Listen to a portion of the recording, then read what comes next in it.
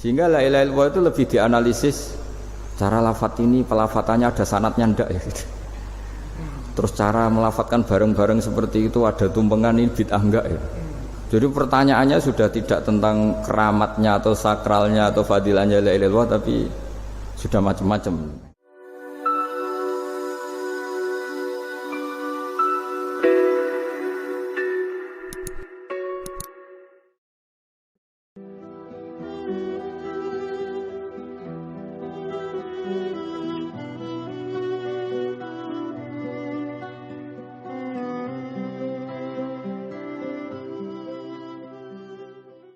Wabarakatuh.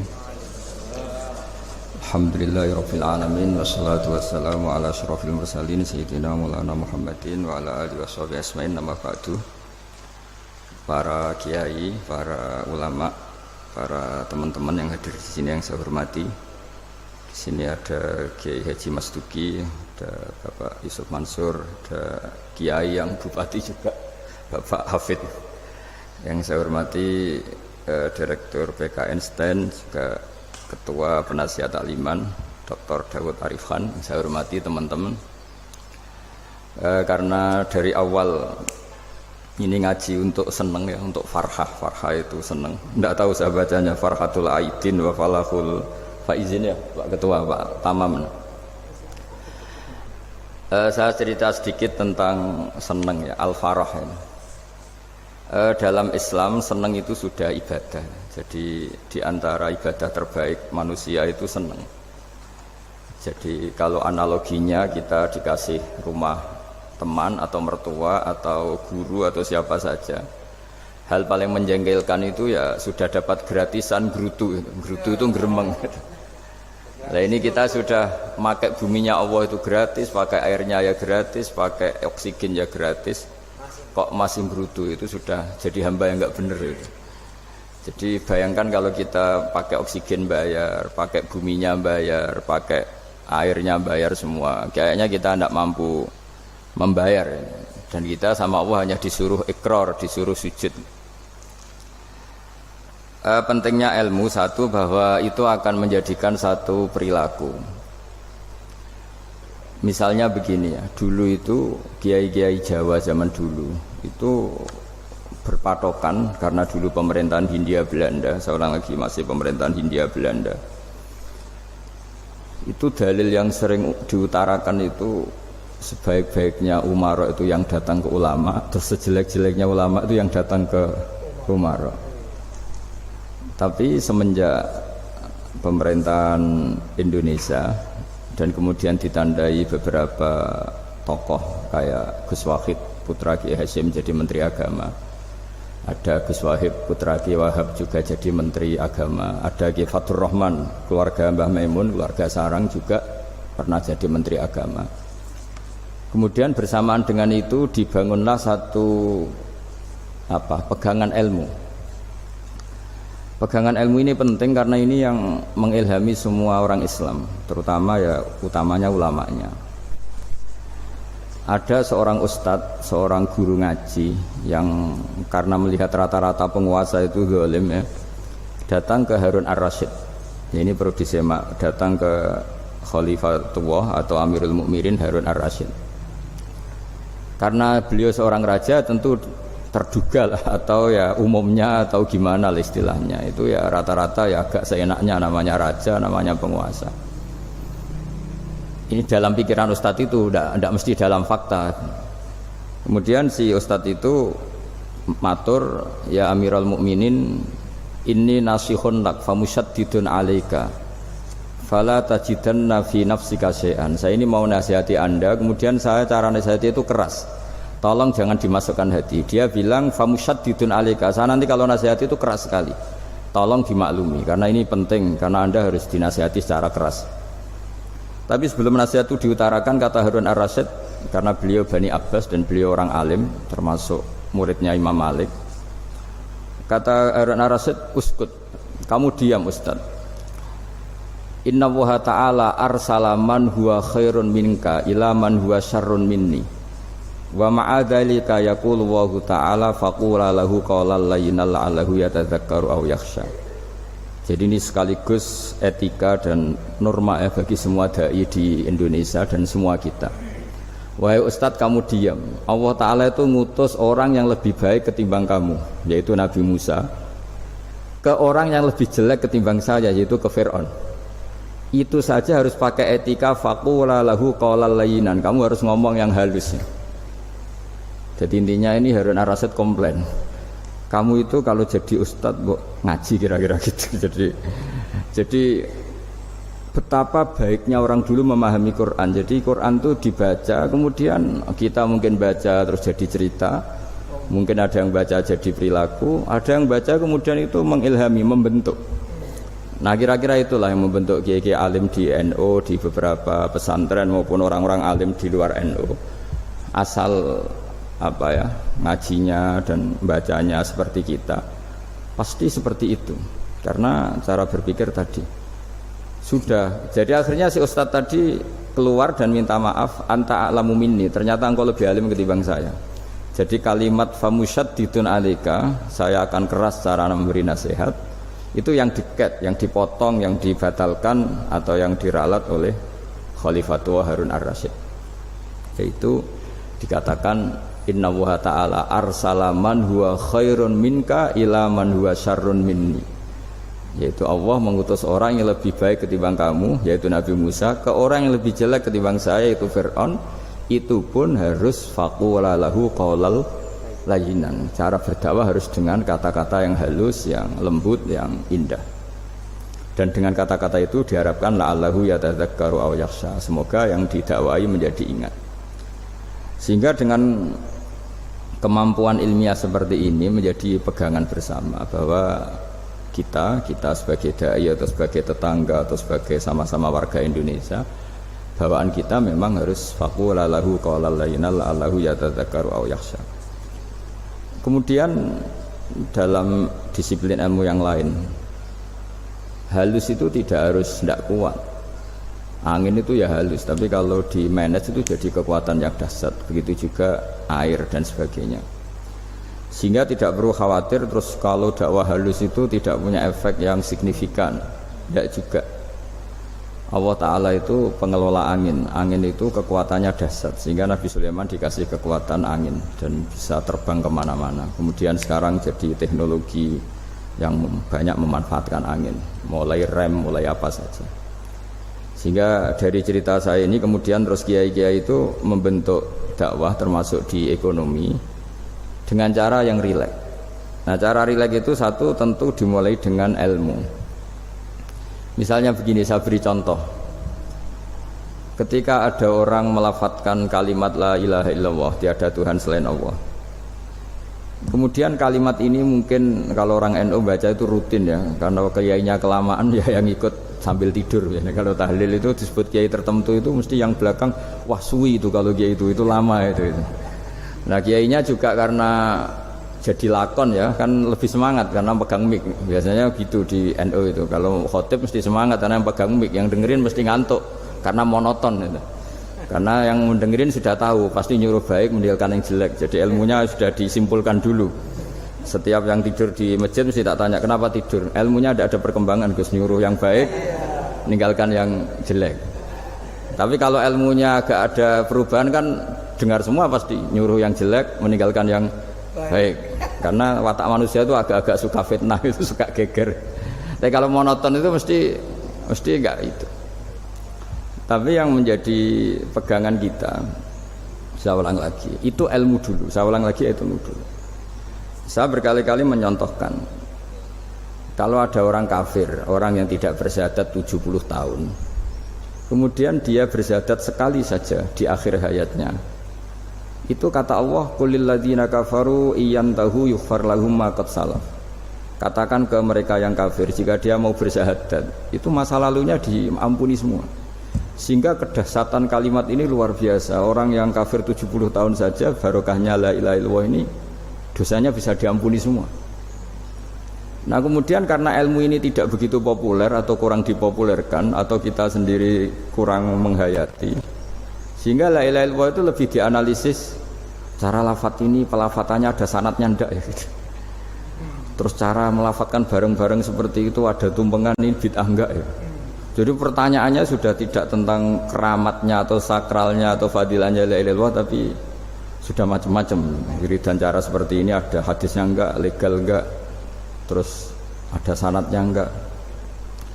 Jadi saya mohon semohon-mohonnya untuk teman-teman yang di Al-Iman itu harus ngaji ya. Ngaji itu nanti kamu tahu cara mandang sebuah ibadah atau perilaku atau apa sajalah tahu. Karena al-ilmu yurisul ahwal, ilmu itu bisa mengilhami cara pandang. Dulu yaitu saya ulang lagi, ketika zaman Hindia Belanda, karena pemerintahnya Hindia Belanda itu ulama-ulama keras sekali, sejelek-jeleknya ulama itu yang datang ke Umarok. Tapi setelah era Mbah Hashim, era sampai Mbah Maimun, itu mereka peduli sama Umarok, sama semuanya sama-sama warga Indonesia yang ingin melihat Indonesia yang lebih baik. Sehingga banyak ya, kakak saya sendiri pernah wakil bupati, terus putra Mbah Maimun wakil gubernur, ini teman saya Kiai Hafid ya bupati. Semenjak itu terus, dan itu nggak lepas dari cara pandang. Yaitu cara pandang diantaranya adalah cerita tentang Nabi Musa yang Allah tetap peduli sama Fir'aun, sehingga tetap didakwai Nabi siapa? Musa. Dan posisi Musa datang bukan memanggil. Ya, cuma kayak sampai sekarang tuh belum pernah ke kantor bupatinya Pak Hafid, karena kadang-kadang orang terus curiga mengajukan proposal, jadi agak repot. Ketemu bupati itu sialnya kiai kan mesti pikirannya orang bupati ini nyangoni, kiai ini disangoni itu terus kayak kita fakir miskin itu. Jadi makanya saya itu belum pernah datang, tapi alhamdulillah karena beliau berambisi menjadi wa khairul umara mayatuna babal ulama terus. Jadi datang tapi sangat ambisius ingin mengalahkan ulama, karena dia kalau datang statusnya lebih tinggi. Ya tidak apa-apa, ini tawaduk tapi niatnya enggak begitu tawaduk. Jadi datang. Makanya saya kemarin Yusuf Mansur pas datang, Pak Ustadz Yusuf Mansur saya datang harus sekali saja, kalau kedua kali ribet. Karena kalau beliau datang dia punya status tawaduk. Lama-lama yang didatangi jadi takabur, saya jadi yang ahli neraka, dia ahli surga. Saya kan rugi dong. Artinya rugi, gue kehilangan teh, kehilangan kopi, beliau berstatus tawaduk, saya berstatus takabur, kan repot. Makanya saya berharap jangan datang lagi. Karena jadi repot itu, jadi repot kan. Padahal saya kalau disuruh datang ke Jakarta kayaknya ya berat, selain sibuk juga takut ganggu saya. Jadi saya sering ke Jakarta tapi ya tadi jarang ya. Biasanya ngajarkan waktu hanya pas saja, tidak kurang tidak lebih. Biasanya ngajar di pondoknya Pak Kures itu di Baitul Quran ya. Hanya ngajar santri-santri itu. Nah, jadi pemahaman Quran dulu itu kata Imam Ghazali, ini sekaligus karena ada Pak Ustadz Yusuf Mansur, itu membaca Quran itu membaca, bukan bercerita. Kalau kamu membaca seperti ini, kunta qori'an, kamu pembaca. Pembaca itu yang mengambil pelajaran. Tapi kalau kamu hanya cerita, itu namanya kunta hakian. Sebenarnya Anda tidak membaca Quran, tukang cerita. Misalnya tadi cerita Nabi Musa datang ke Fir'aun. Itu kalau kamu hanya cerita, wah dulu itu ada orang namanya Fir'aun didakwai Nabi yang namanya Musa. Ya ini namanya tukang cerita. Kalau kamu pembaca tidak gitu. Betapa baiknya Allah, orang sengawur Fir'aun saja inginnya Allah masih ingin diselamatkan dengan mengutus Nabi Musa kekasihnya. Itu namanya kunta qori'an, kamu pembaca betul, bukan kunta hakian, kamu tukang cerita. Begitu juga seterusnya tentang Quran, ayat-ayat seterusnya. Sehingga yang diharapkan dari pembacaan Quran itu memang kita sebagai ahli baca, ahli mu'tabir ya, ahli yang ngambil pelajaran, bukan tukang apa? Cerita. Sehingga dulu ketika Sayyidina Umar radhiyallahu anhu ketika membuka Baitul Maqdis atau Baitul Muqaddas dan diajak syukuran, pesta-pesta makan itu, beliau enggak mau. Ketika ditanya kenapa engkau enggak mau, alasannya itu langsung beliau baca Quran. Jadi saya punya sekian contoh, saya ulang lagi, saya punya sekian contoh. Orang-orang dulu dengan Quran itu menyatu, bukan sekedar dihafal tapi menyatu. Sehingga bawaannya itu sudah Qurani, sudah Qurani. Saya beri contoh pertama Rasulullah SAW, nanti Umar kedua. Rasulullah itu pernah enggak makan sampai 3 hari. Terus ditanya oleh sahabat, lalu kekuatan engkau bisa hidup apa? Terus ngendikan al-aswadani, maksudnya itu tamar dan air, hanya makan kurma dan air. Tapi beliau tidak ketemu roti atau nggak ketemu nasi lah kalau orang Indonesia. Ketika hari ketiga dikasih makan oleh sahabat, dipotongkan kambing, kemudian baru makan 3 lukmah, kira-kira ya 3 asupan nasi, berhenti. Padahal sahabat yang lapar sama dengan Rasulullah itu membayangkan Nabi itu sampai kenyang, sampai apa. Tapi ketika ditanya, seperti ini pun nanti ada hisabnya. Walatus alunna yauma idzin anin naim. Jadi acara makan-makan gini itu nanti ada hisabnya. Nabi nangis. Akhirnya sahabat nggak jadi nerusin makan. Jadi ketakutan orang dulu sama ketika Sayyidina Umar dijak pesta ketika memenangkan Baitul Maqdis itu. Inna wa ta'ala ayyara qauman. Allah itu mengkritik sebuah komunitas kaum karena apa? Adhabtum thayyibatikum fi hayatikumud dunya wastamta'tum biha. Kamu adalah orang-orang yang jatah nikmat kamu sudah kamu habiskan di dunia. Adhabtum itu kalian habiskan jatah kenikmatan kamu di dunia. Wastamta'tum biha, kamu di dunia sudah berpuas-puas. Maka jatah Anda sekarang di akhirat habis.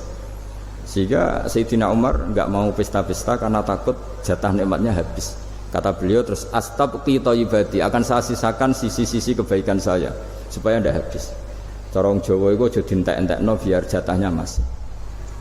Sehingga di dunia kiai itu ya meskipun saya akrab bupati, akrab mungkin wakil gubernur, saya itu ya jarang ketemu. Karena kalau orang Jawa bawaannya ketemu ya makan-makan, guyon-guyon. Nak keterusan ras di mlebu swarga. Makanya saya pastikan Pak Yusuf Mansur kesini tidak akan saya jamin, biar aja, biar jatahnya masih. Jadi ini bukan karena saya bakhil, biar jatahnya masih. Medit menyelamatkan. Ya, jadi itu ilmunya kiai. Nah, efek dari ilmu ini dahsyat. Kalau Anda berpikir tentang nasib Anda di akhirat, nanti bawaannya juga tidak akan mudah menyalahkan orang lain, tidak akan menghakimi orang lain karena sibuk dengan dirinya sendiri, tapi tidak dengan makna egois, tapi makna orang baik itu siapa? Orang yang sibuk dengan aib pada dirinya, dengan kekurangan pada dirinya, saking sibuknya mikir aibnya sendiri, tidak sempat mengoreksi aibnya orang lain. Itu awal ilmu. Ilmu itu tidak dimulai dari larangan. Kalau larangan karuan, tidak termasuk ahli surga, orang yang suka mengadu domba, tidak termasuk orang baik yang cari kesalahan orang lain. Itu namanya pelarangan. Tapi ilmu itu di atas nahi, di atas pelarangan itu. Kamu punya kesadaran bahwa kamu itu yang penting selamat dulu, jangan memikirkan orang lain. Dengan makna bukan egois, tapi dengan makna supaya tidak menyalahkan orang lain. Nah, saya termasuk ya boleh dikatakan kiai lah, yang paling fanatik bahwa semuanya itu harus dimulai dari ilmu. Ya saya ulang lagi, dimulai dari ilmu. Nah, dari sini kemudian saya berharap Indonesia menjadi damai, menjadi baik. Itu bukan karena kita baik-baik banget, ya tidak mungkin kita ada nabi, tapi karena sudah sibuk dengan memikirkan kesalahan diri sendiri. Sehingga misalnya kita baca Quran, Rabbana dzalamna anfusana, lalu kita langsung ingat betapa hubungan kita dengan Allah itu harus ikrar dulu, merasa zalim dulu, merasa salah dulu. Nah, kalau semua orang merasa salah di depan Allah itu mesti bawaannya enggak mudah menyalahkan orang lain, karena kita bilang Rabbana dzalamna anfusana. Nah, itulah ilmu-ilmu yang mungkin banyak pembaca Quran tapi hanya baca, atau kalau baca ini tok disebut al-haqi, ahli cerita. Yang dibutuhkan tuh al-qari, pembaca kemudian mu'tabir, kemudian mau beriktibar. Seperti yang dilakukan tadi Harun Ar-Rasyid tadi. Inna wa ta'ala arsala man huwa khairun minka ila man huwa syarrun minni. Wa ma'adzalika yaqulu wa ta'ala faqula lahu qaulal layyinan. Ini kamu tidak usah memaksakan musyaddid keras sama saya, karena Allah Ta'ala telah mengutus orang lebih baik ketimbang kamu, yaitu Nabi Musa, ke orang yang lebih jelek ketimbang saya, yaitu Fir'aun. Itu saja harus beretika. Faqula lahu qaulal layyinan la'allahu yatadzakkaru aw yakhsha. Dan alhamdulillah bawaan kita sebagai orang timur atau orang Jawa itu kalau mau ngandani orang itu halus sekali. Di antara bentuk kehalusan kata-kata diceritakan di ayat lain ketika Nabi Musa ketemu Fir'aun. Dawuhnya begini, fakul apa itu yang di juz 30 yang juz 30 ini yang bagian dari kan tadi hanya faqul lahu qaulal layyinan. Lahu qaulal layyinan itu bentuknya apa? Ya, bentuknya apa? Itu Nabi Musa disuruh ngendikan sama Fir'aun. Apakah kamu mau saya nasihati? Faqul halaka ila antazakka. Halaka itu pilihan, hal itu istifham. Laka itu otoritatif. Jadi betapa santonya kalimat itu fakul halaka ila antazakka. Jadi kalau dimaknani model Pak Hafid, model saya ngaji di sarang itu halaka onoto iku kedue sira, berhak bagi kamu, berhak bagi Anda, apakah Anda berhak loh mendapat nasihat supaya Anda jadi orang yang lebih baik. Halaka ila antazakka. Jadi tidak kalimat perintah tapi kalimat pilihan. Apa engkau mau saya beri nasihat? Wahdiyaka ila rabbika fatakhsha, dan saya beritahu kamu tentang Tuhan dan kemudian kamu menjadi orang yang baik, fatakhsha, orang yang punya khasyah, punya. Jadi kayak apa kalimatnya itu? Napa jenengan kersa? Itu kalau orang Jogja, orang-orang daerah-daerah yang pernah nyuguhi tamu itu kan ayo makan-makan, itu kan kayak tamunya itu kelaparan. Masa Pak Yusuf Mansur kelaparan? Tidak mungkin kan. Masa Ustaz terkenal kelaparan kan tidak mungkin itu. Monggo nopo jenengan ngersakno, karena bisa saja tamunya itu tidak kerso, mungkin karena darah tinggi, mungkin karena takut dianggap fakir miskin, macam-macam kan orang enggak. Itu kalimatnya itu halaka ila antazakka. Kayak apa indahnya dakwah. Halaka ila antazakka itu ada kata laka itu ya terserah jenengan mau enggak. Wa ahdiyaka ila rabbika fatakhsha. Nah, itu yang disebut membaca. Kunta qori'an la hakian, Anda benar-benar membaca Quran, bukan sekadar pencerita. Nah kemudian ini yang terakhir saya juga baru, sebenarnya saya itu nggak pernah bilang sanggup itu, tapi Pak Ustadz Zakaria itu GR terus sampai tadi pagi itu saya belum tahu kalau ada acara ini. Ya karena saya kiai, jadi kalau kiai itu kan ingatnya sama Allah saja, kalau sama manusia itu rontok-rontok lali gitu. Itu bukan memaksa, ya memang lupa. Sejauh mana sih pentingnya manusia kan tidak penting cara ilmu tasawuf itu. Tapi karena ini titipan Rasulullah SAW terus menjadi penting kan. Dititipi umat gak jenengan itu ya sudah ngaji ngatur kiai ribet itu. Kiai ini biasa ngaji kan, kiainya yang ngatur, santri ini enggak. Pak Yai ngaji tanggal ini jam ini. Itu kan mengabaikan semua aktivitas kiai. Padahal jam ini mungkin saya punya jam. Mungkin jalan-jalan atau ngaji atau mutolaah atau munajat, gara-gara Pak Zakaria ini terus Mas Tamam ini yang provokasi. Harus ngaji di jam ini, tema ini. Saya itu kalau ngaji ditentukan tema itu, ini memang saya agak keras di bab ini. Itu kayak ibarat gini loh. Saya ini dokter, kemudian ada orang yang sakitnya itu jantung, terus bilang ke saya, Pak dokter sembuhkan kukul saya. Wong penyakit ekstrimnya itu jantung, kok bila disembuhkan apa? Kukul. Kan gak penting, sembuh tidak sembuh, kukul itu kan gak penting, jerawat itu. Kiai itu tahu kesalahan paling fatal manusia itu akidah. Tapi kadang-kadang mintanya ilmu yang tidak akidah, yang gak penting. Jadi kadang-kadang kiai itu ya digurui betul kalau di Indonesia itu. Misalnya, ini tidak nyindir loh, memang marah betul kalau di bab-bab seperti ini. Tapi ini biar jadi ilmu masif, ilmu yang general. Saya ulang lagi ya, Anda jadi dokter, tahu pasien Anda ini penyakit jantung kronis atau sudah fatal lah sudah. Terus orang itu bilang, Pak Yai, itu Pak dokter, tolong obati kulit saya supaya tidak jerawatan. Kamu bilang ini orang aneh enggak? Aneh kan? Nah, kiai juga gitu. Saya sering itu ada orang mau haji gitu, Gus doain saya jadi haji mabrur. Pernah belajar haji Pak? Dereng. Mungkin enggak orang belum belajar nyupir terus kemudian minta didoain, Gus saya mau nyupir doain selamat. Mau nyupir aja enggak bisa kok minta doa selamat. Harusnya urutannya kan belajar dulu baru minta doa. Tapi kali ini aliman bener ngajaknya akidah dulu, ahli sunnah kan. Nah itu bener karena akidah itu hal yang prinsip memang harus. Kalau kebetulan enggak bener tak revisi betul. Untungnya kok temanya bener. Jadi saya mohon ke seluruh orang-orang yang mau ngaji ke kiai itu tema itu biar yang milih kiai supaya tahu prioritas yang harus benahin. Jangan tema yang milih, jangan-jangan tema yang kita pilih itu tidak mendesak atau tidak penting. Ini bukan apa-apa, ini saking ingin baik saya ya, keinginan baik saya supaya dulu zaman sahabat ya gitu. Kalau ada pertanyaan salah sama Nabi dibenerin, cuma Nabi terlalu bijak, cara benerin tuh enak. Kalau saya karena tidak Nabi saja ya agak-agak kasar kan, kalau tidak Nabi tidak wajib bener terus. Yang wajib bener terus itu Nabi. Saya beri contoh ya. Nabi itu ngendikan tentang kiamat. Kiamat itu dahsyat, mengerikan gini-gini.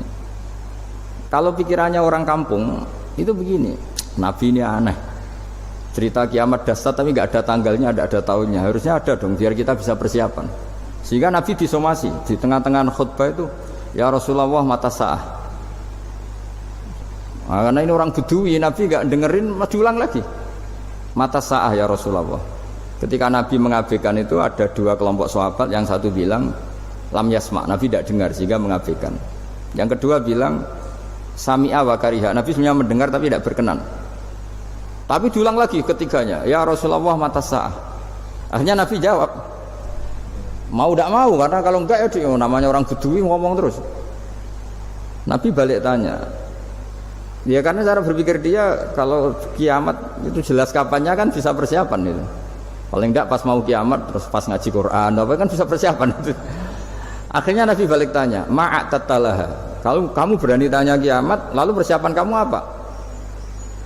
Ya terus orang itu bilang masyhur tuh, ma'atatulaha kabira sholatin wala siyamin wala kadza wa kadza walakinni uhibbuka. Saya sebenarnya tidak punya persiapan ya Rasulullah, cuma persiapan banyak puasa ya enggak, banyak sholat enggak, tapi saya mencintai engkau. Terus masyhur itu jadi hadis paling legenda, almar'u ma'aman ahabba, sebagian disebut anta ma'aman ahbabta.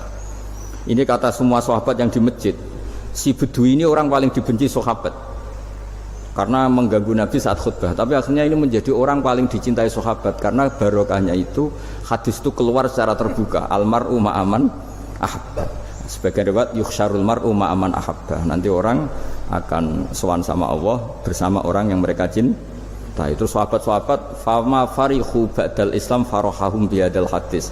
Mereka tidak pernah senang setelah masuk Islam sesenang hadis ini, karena kita tidak perlu soleh-soleh banget, cukup nyintai orang apa soleh gitu.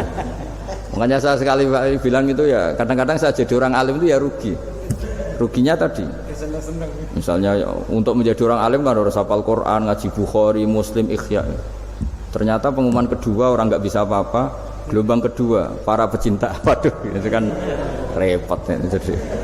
Jadi kita yang jadi orang alim susahnya bukan main, ternyata disaingi pengumuman kedua dan para pecintanya, wah itu kan akhirnya ketemu orang-orang nggak jelas tadi itu. Nah itu ya termasuk farah dalam Islam, farhatul aidin. Jadi senang itu di Islam itu ibadah. Ya kul bi fadlillah wa bi rahmati fa bidzalika falyafrahu. Senang itu diperintahkan Allah. Saya itu sering di kamar, kadang itu nyun sewu kayak gatelan itu, apa itu. Ya agak kukur-kukur terus merengut saja malu. Malu saya itu dilihat Allah kok kayak agak ridho itu malu. Ya kayak tadi lah, kamu dikasih rumah gratis, kemudian pas yang ngasih datang kamu kelihatan cemberut, itu yang ngasih kan mangkel. Udah dikasih gratis masih cemberut. Sama hubungan kita dengan Allah itu semuanya dikasih gratis. Makanya tabassum, senyum itu ibadah. Kita yang nekuni ilmu hadis, betapa hebatnya Nabi ngendikan, kalau kamu tidak bisa ibadah yang berat-berat, cukup ibadah senyum. Kadang ngendikan tol qati wajhin, kamu cukup berwajah yang indah, yang menyenangkan. Tabassum, senyum. Kalau kamu tidak bisa membalas jasanya orang yang ngasih, minimal kamu senyum, minimal kamu kelihatan senang gitu. Makanya senang itu sudah ibadah. Dan sekarang orang untuk senang aja susah, karena bawaannya nuntut orang lain supaya kayak keinginan dia, bawaannya nuntut, bawaannya ribet. Kalau gitu ya ribet. Makanya saya bilang al ilmu yurisul ahwal, ilmu itu diperkuat. Nanti yurisul ahwal, ilmu itu akan membentuk Anda. Dulu beberapa raja itu ya mau luhur karena jadi raja, punya apa saja. Tapi punya penasihat ulama, itu ya nasihat itu sederhana. Ada seorang raja tanya ke kiai, gimana dengan semua kerajaan saya? Wah, padahal dia punya apa saja. Jenengan miskin sekali, itu kerajaan seluas ini, kok bisa aja? Terus ditanya sama si ulama tadi, andaikan Anda di padang pasir, kemudian kalau tidak minum segelas air itu mati, apakah Anda akan membeli segelas air ini dengan semua kerajaan Anda? Oh iya, pasti apapun saya lakukan untuk mendapat satu gelas air. Terus la tafrah bimulkin la yusawi sarbatamain. Kamu jangan bangga dengan kerajaan yang nilainya itu enggak sebanding dengan segelas apa? Air. Akhirnya raja itu mikir, saya tidak jadi raja bisa hidup. Tapi kalau enggak minum air mati. Berarti penting satu gelas air. Akhirnya lama-kelamaan ini anggap kerajaan itu biasa, ternyata enggak sepenting segelas air. Ya seperti kita lah, misalnya orang enggak punya alpat itu enggak malu. Tapi kalau nggak punya celana itu malu. Kamu mau punya alpat tapi nggak punya celana? Kan nggak mau. Yaitu ilmu. Ilmu itu yurisul akhwal. Ilmu akan melahirkan satu perilaku. Jadi kalau ilmu Anda mantap, pasti syukurnya juga mantap gitu. Ya makanya saya termasuk kiai yang selalu mendorong pentingnya ilmu. Bahkan kata Sufyan Ats-Tsauri ngendikan saking pentingnya ilmu ada kata fa'lam annahu la ilaha illallah, dimulai kata fa'lam. Dan saking pentingnya ilmu itu setiap nabi itu status permanennya itu hanya satu, mengajar. Rabbana wab'ats fihim rasulam minhum yatlu 'alaihim ayatik, membacakan ayat-ayat Allah sampai wa yu'allimuhumul kitab, mengajarkan kitab wal hikmah. Bahkan Allah sendiri wasofa dzatahul 'aliyah bi annahu al-muallim. Yaitu Allah ngendikan Ar-Rahmanu 'allamal Qur'an. Jadi betapa hebatnya pengajar. Allah sendiri mensifati dirinya itu Ar-Rahmanu 'allamal Qur'an. Allah itu Maha Rahman yang mengajarkan Quran. Di surat Iqra juga disebutkan Iqra wa rabbukal akram alladzi 'allama bil qalam. Jadi Allah mensifati dirinya sebagai pengajar.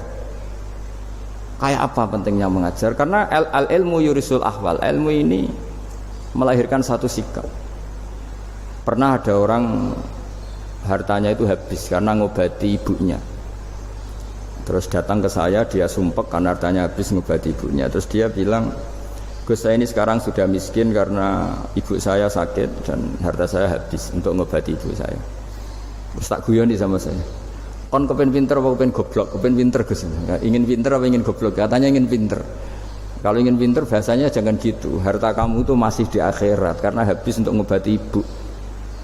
Bayangkan kalau habis untuk maksiat itu habis betul. Terus dia mulai syukur. Alhamdulillah Gus, harta saya habis secara heroik karena untuk mengobati apa ibu. Sudah pinter dia, akhirnya miskin sampai sekarang ya tetap pede saja karena masih punya tabungan di akhirat. Dan itu saya terinspirasi oleh ilmu juga. Jadi dulu Sayyidah Aisyah itu pernah nyimpan sepotong daging kambing, disimpan untuk dimakan beliau. Karena beliau mau iftar ya, mau buka atau apa. Singkat cerita, karena bawaan keluarga Nabi itu sakhok, ada orang minta dikasihkan. Suatu saat akhirnya kan habis, terus Nabi tanya, yang daging tadi di mana? Habis. Terus Nabi cara menjelaskan tuh indah sekali. Harta kamu itu baju yang kamu pakai nanti ya rusak, yang kamu makan nanti ya ke WC. Wa tasaddaqta fa abqaita. Memang di semua riwayat itu pakai dhamir mukhatab mudzakkar, meskipun asal usul riwayat itu untuk Sayyidah Aisyah karena untuk umum. Yang kamu sedekahkan tuh yang masih. Kamu jangan bilang kamu sedekahkan tuh yang habis. Yang kamu sedekahkan tuh yang masih. Misalnya saya punya uang 1 miliar misalnya. Terus pernah tak sedekahkan ke fakir miskin atau ke kiai atau ke pondok 1 juta. Itu yang mesti masih karena kadung di luar kekuasaan kita. Kadung lillahi ta'ala. Justru yang masih itu yang potensi nanti untuk hal-hal yang kurang positif. Semenjak itu orang sedekah itu begitu entengnya karena itu yang masih. Ya tapi tentu syaratnya yang tepat ya. Saya sekarang sering kampanye sedekah tepat karena misalnya sering saya itu didatangi orang kaya. Gus saya ini punya uang banyak, ingin punya masjid biar dipakai orang Jumatan. Terus saya bilang kamu ingin jadi orang baik betul apa baik versi Anda? Baik betul Gus. Tak ajarin mau, gak tersinggung, mau Gus. Kalau Anda bikin masjid di kampung Anda, masjid terbaik di dunia sekalipun, yang bingung saya ahli fikih. Kok bisa Gus? Kan terjadi 2 Jumatan, nanti sahnya yang mana? Kamu enak aja bikin masjid kan? Kamu bikin masalah baru bagi kiai fikih di daerah kamu. Belum nanti orang terus migrasi ke masjid Anda karena lebih baik, koriknya lebih baik. Kamu membunuh masjid yang lebih tua, itu nggak sopan sekali, masjid itu sudah lebih tua kamu. Akhirnya mikir, nggak usah Gus kalau gitu, sedekah apa saja, yang penting perintah jenengan gimana. Ya sudah. Jadi sedekah itu juga harus dibina supaya kalau orang Kan bisa saja kan uang 100 juta itu untuk fakir miskin manfaat, ternyata untuk masjid yang sifatnya aksesoris, untuk lampu yang kristal yang mahal-mahal bukan yang pokok. Jadi itu pentingnya ngaji ya. Jadi lagi-lagi al ilmu yurisul ahwal. Ilmu itu melahirkan satu sikap. Jadi ketika ada masjid baru, kalau orang nggak bisa ngaji fikih, wow ada masjid baru, masjid banyak. Tapi kalau yang ngaji fikih ngerti ini malah ada masalah baru karena ada ta'dudul Jum'atan, gimana hukumnya 2 Jumatan dalam kondisi yang tidak mendesak.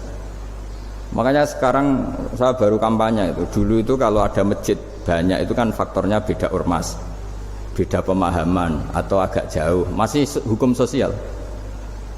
Atau bawaan kondisi, misalnya di dekat UGM itu ada masjid kampung pertama, bawaan masjid karena ada kantor besar, atau bawaan ada pabrik besar, atau ada sekolahan besar. Tapi sekarang itu ada pertanyaan baru, ada masjid baru karena ada orang kaya ingin bikin masjid, itu gimana itu hukum? Nah, tapi kalau orang tidak nekuni fikih itu ya langsung wah ini bagus untuk bangun masjid. Bagus piye kene sing kangelan memfikihkan tadi. Nah itu ilmu. Jadi kalau yang tidak nekuni fikih itu ya tidak tersiksa, tapi yang nekuni fikih itu pasti tersiksa karena seperti itu tadi. Ya jadi saya mohon di antara cara kita dakwah secara damai itu dimulai dari Rabbana Zolamna Anfusana, itu dipakai Nabi, di redaksinya digenti dengan makna supaya kita per individu matur Allah apa ini zolam tu nafsi zulman kabiron katsiran. Nah bawaannya orang mengaku zalim, mengaku salah itu kan sudah tidak sempat mikir salahnya orang apa lain, dan dari sini kemudian dia jadi orang yang tawadhu, yang ubudiyah, yang macam-macam. Sehingga Nabi itu bukan dianggap ya, pasti penjelas terbaik. Terus Allah meredaksikan wa ma tuqaddimu li anfusikum min khairin tajiduhu indallah. Apa saja kebaikan yang kamu sudah berikan untuk Allah sampai akhirat itu ya pasti kamu temukan di akhirat. Terus yang terakhir saya beri contoh orang peminta-minta, sa'il.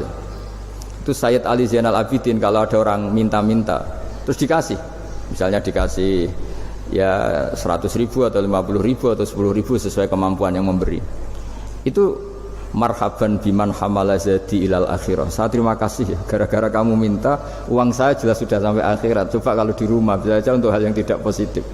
Jadi bawaannya itu cara pandang itu rubah. Jadi sebenarnya kalau kita ngasih uang di masjid, ngasih kiai atau ngasih fakir miskin, ya uang itu yang masih, bukan yang habis. Yaitu watasaddaqta fa'abqaita, yang kamu berikan itu hakikatnya yang masih. Karena sudah ada kamu otak-atik lagi, makanya disebut wakaf. Sebenarnya wakaf itu dulu secara makna lughat, saya ulangi secara lughat, maknanya itu sudah berhenti. Wakfun maknanya berhenti. Nah sedekah itu dari kata sedekah maknanya benar. Orang yang sering sedekah berarti imannya benar. Orang yang uang sudah diberikan berarti dia sudah terputus, wakaf berhenti dari hubungannya dengan dia. Sudah dikasihkan berarti selesai. Sehingga wakaf dan sedekah itu sebenarnya maknanya saling melengkapi. Kemudian orang-orang fikih karena ada disiplin ilmu tertentu, wakaf itu untuk sedekah yang permanen, yang abadi, kemudian sedekah untuk infak. Tapi itu kan hanya istilah-istilah dalam disiplin ilmu. Sebetulnya kalau pakai ilmu yang umum, sedekah ya bisa disebut wakaf, wakaf ya bisa disebut apa? Sedekah. Karena maknanya sedekah itu wakaf. Wakaf itu apa? Qat'u raqabatil malik an hadal mal atau an malih. Hubungan pemilik harta ini terputus dari harta itu. Jadi misalnya saya sudah wakaf tanah ini ke masjid, sudah diterima, mbok saya kepikiran gadekan atau menjual sudah tidak bisa, sudah berhenti di situ saja hubungan saya dengan kepemilikan harta itu. Makanya disebut apa? Wakaf. Dan kalau saya wakaf berarti menunjukkan kebenaran iman saya karena sudah menafkahkan sebagian harta untuk Allah Ta'ala, disebut sodik, sodak. Makanya bahasa Arab itu gampang ya, kalau sodal qaf, sodako. Orang kalau bayar mahar disebut sodak karena menunjukkan cintanya. Teman yang setia disebut sodik karena ya benar dalam berteman. Abu Bakar disebut as-siddiq karena sangat membenarkan kanjeng Nabi, dan seterusnya dan seterusnya. Ya jadi semoga ayat tadi, dan saya mohon maaf karena ya memang saya kalau ngaji ya alami seperti ini, tapi insya Allah barokahnya alami itu menjadi ikhlas, tidak tasonnuk, tidak riya, tidak tebar pesona kalau dalam bahasa itu. Yang jelas saya inginlah bahwa ayat yang saya baca tadi benar-benar jadi pegangan bersama. Faqula lahu qawlan layyina la'allahu yatadzakkaru aw yakhsha. Saya mohon maaf. Assalamualaikum.